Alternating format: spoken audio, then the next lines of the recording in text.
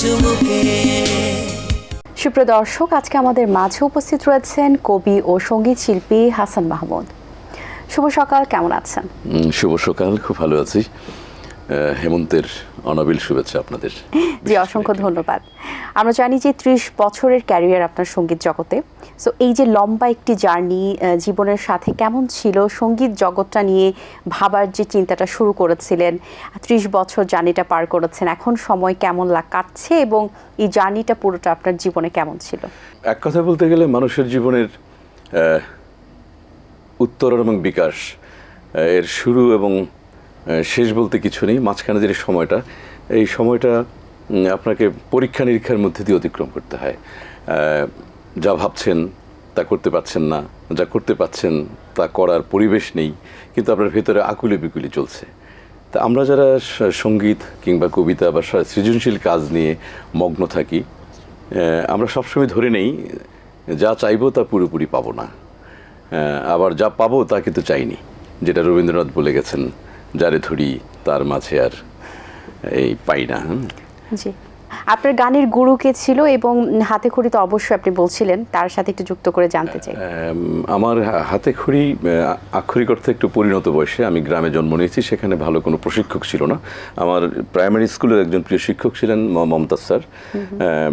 তিনিও ততটা প্রশিক্ষিত ছিলেন না, কিন্তু সঙ্গীতের প্রতি তার একটা আকুলতা ছিল, হারমোনিয়ামের সাথে একটা সম্পর্ক ছিল। তো ঢাকায় এসে, বিশেষ করে 86-এর পর আমি ইন্টারমিডিয়েট পাশ করে যখন ঢাকা পরিপূর্ণভাবে চলে এলাম, এরপর বিভিন্ন সংগঠনের সাথে বিশেষ করে বৈশাখী শিল্পী গোষ্ঠী কিংবা যুব ইউনিয়নের যেই আমাদের একটা গ্রুপ ছিল, আমরা যারা গণসঙ্গীত করতাম। কিন্তু প্রকৃত তালিমটা শুরু হয় আমার উস্তাদ ছিলেন শ্রদ্ধেয় বশির আহমেদ। এই গুরুজি, উনি শুধু সঙ্গীত, ওনাকে আমরা জানি একজন সঙ্গীত শিল্পী হিসাবে, কিন্তু বশির আহমেদ বাংলাদেশের নয়, উপমহাদেশের একটা সঙ্গীতের একটা সমৃদ্ধ ভাণ্ডার ছিলেন। উনি যেমন ভালো গাইতেন, তেমন ভালো সুর করতেন, ভালো লিখতেন এবং কম্পোজার হিসেবে ছিলেন খুবই অসাধারণ। তাহলে গল্পের এই পর্যায়ে আপনার কণ্ঠে একটি গান শুনতে চাই, তারপর বাকি আলোচনা। হ্যাঁ, আমি করতে পারি, এবং স্বভাবতই আমার গুরুজির গাওয়া একটি দেশের গান, যে গানটির কথা লিখেছেন শ্রদ্ধেয় গাজী মাজহারুল আনোয়ার এবং সুর এবং কণ্ঠ দিয়েছিলেন শ্রদ্ধেয় বশির আহমেদ।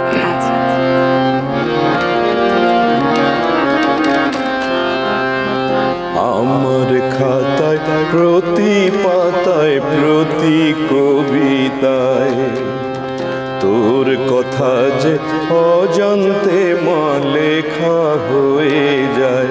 তুই আমার দেশের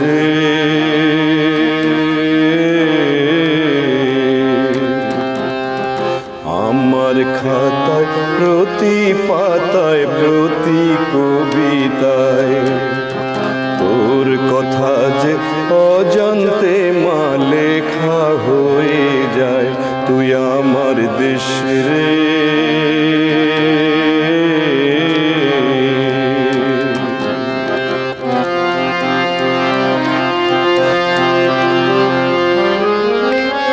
আমার প্রাণে বাজে তোরই অহংকার, আমার গানের সুরে মাগো তোরই অভিসার। আমি তোর নিবিড় মায়াতে, আমি তোর স্নেহের ছায়াতে ভালোবাসার স্বপ্ন দেখি মেঘনা যমুনায়। তুই আমার প্রেমের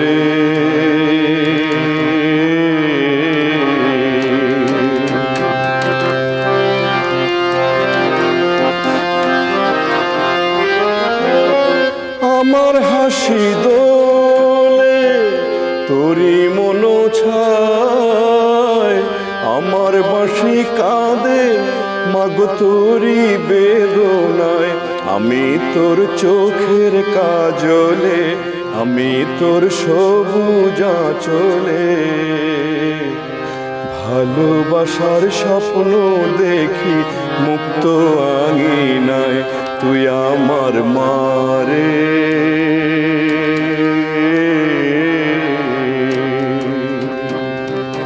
আমার খাতায় প্রতি পাতায় প্রতি কবিতায় তোর কথা যে অজান্তে মা লেখা হয়ে যায়, তুই আমার দেশ রে,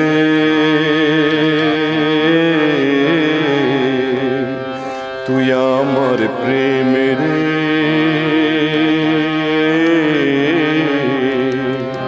তুই আমার মা রে।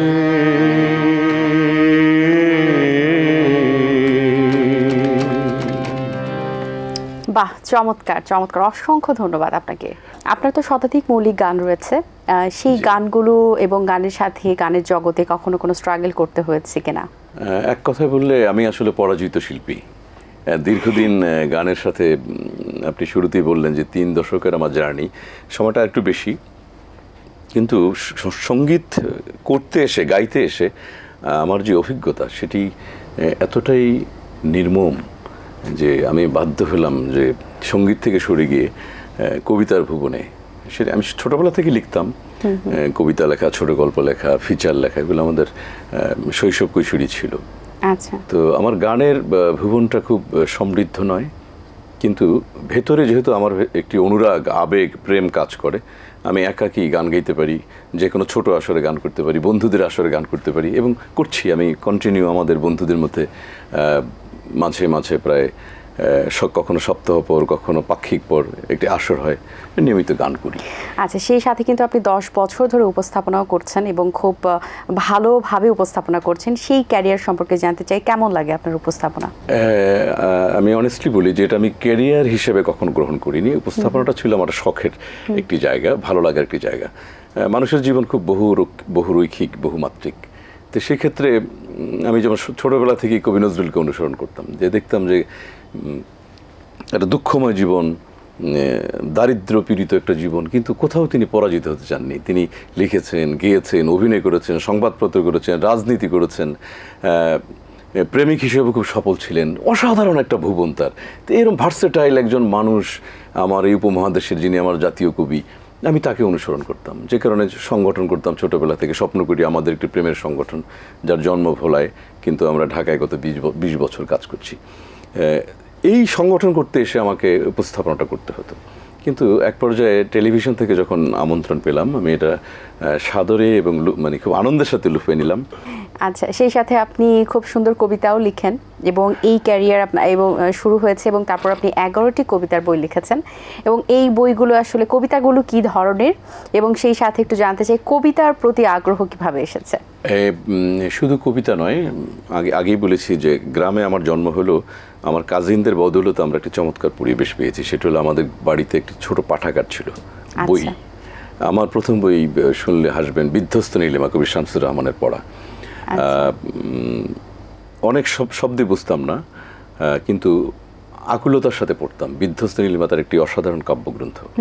সেই বই পড়তে পড়তে, বিশেষ করে কবিতা পড়তে পড়তে, একটি রোম্যান্টিক আবহাওয়া আমার ভেতরে কাজ করত, এবং সেই আবহাওয়ার টানেই বলেন কিংবা অনুরাগী বলেন, লিখতে শুরু করলাম। কিন্তু পরিণত বয়সে এসে দেখলাম যে এই কবিতাগুলো খুব সুখপাঠ্য নয় এবং মুদ্রণযোগ্য নয়। তো আমার প্রথম বই ছিল বিবস্ত্র রজনীর গান।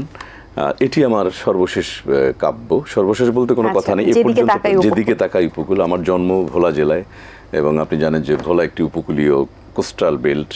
আমরা ঝড় ঝঞ্ঝার মধ্য দিয়ে, আমাদের 4 দিকে জল, পশ্চিমে তেঁতুলিয়া নদী, উত্তরে মেঘনা, পূর্বে মেঘনা, দক্ষিণে বঙ্গোপসাগর, মাঝখানে একটি ছোট্ট দ্বীপ যেখানে প্রায় 20 লক্ষ মানুষ বসবাস করে।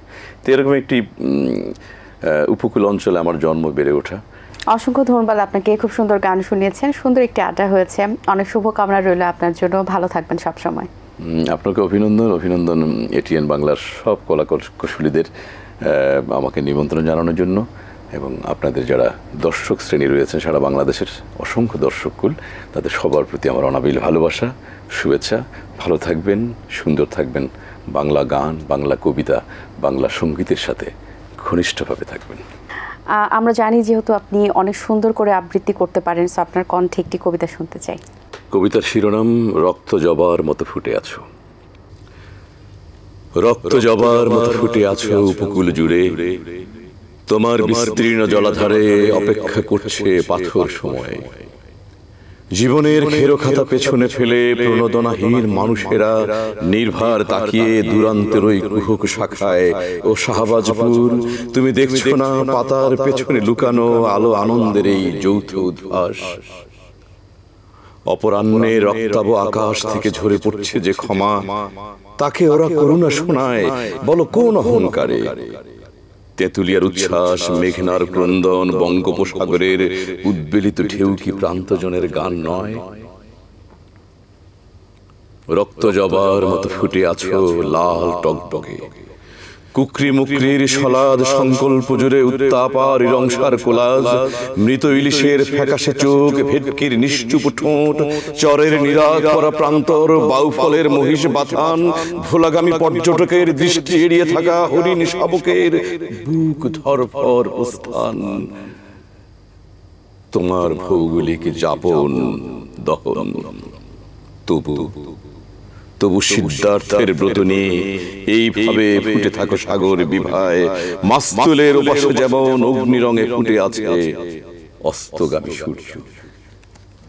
চমৎকার, অসংখ্য ধন্যবাদ আপনাকে। দর্শক, আশা করছি আজকের এই আয়োজন আপনাদের ভালো লেগেছে। আজ এই পর্যন্তই। আপনাদের সঙ্গে দেখা হবে আগামী পর্বে নতুন কারোর সঙ্গে। সেই পর্যন্ত ভালো থাকবেন, সুস্থ থাকবেন। আর আমার আজকের এই সুন্দর ড্রেসটি স্পন্সর করেছে আনসারা। সবাইকে আল্লাহ হাফেজ। দিন আসে দিন যায়, সময়টা চলে যায়, তবু আছি এই বেশ ভালো। জীবনটা রঙময়, যেভাবেই হওয়া চাই, নয় কবু সাদা কালো। এই আশাতে স্বপ্ন ভাসে, সুখ হাসে চোখে মুখে, চায়ের চুমুকে।